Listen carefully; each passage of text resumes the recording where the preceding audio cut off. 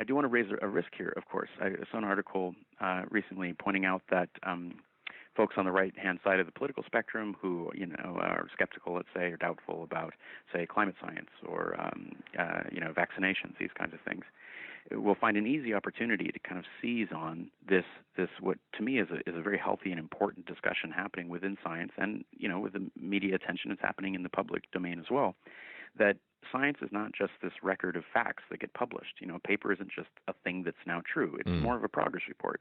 It says this is what we think is probably true now, or this is a finding, but it has limitations, and we're going to have to wait to see if it replicates. So I think the public needs to understand, science needs to stop suggesting that every time a paper is published, it's this earth-shattering new discovery. Science moves very, very slowly. Replications take a long time to do. Science clearly in some instances works. We really did send a rocket to the moon. There really are diseases that have been eradicated. So it's not that science is just alchemy or something like that. There's good science out there, but it takes a long time to get the kind of confidence that you need. There are better and worse scientists. There are scientists who are more and less careful. And so, what the public shouldn't do is just say, well, given that there are these various flaws in science, that it's not a perfect enterprise, my opinion is just as good as any scientist. That's not really the way to go in this either. That's why I try to chart a middle course.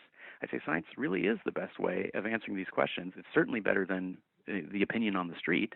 That's not a reliable way of getting at, complicated truths about what's going on with, say, the atmosphere.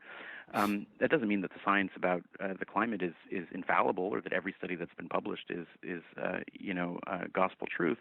But that is the best way we have of actually answering these very difficult questions. And so we have to both allow for flaws and faults in science, that it's an imperfect enterprise that's doing its best to get an accurate picture of the world.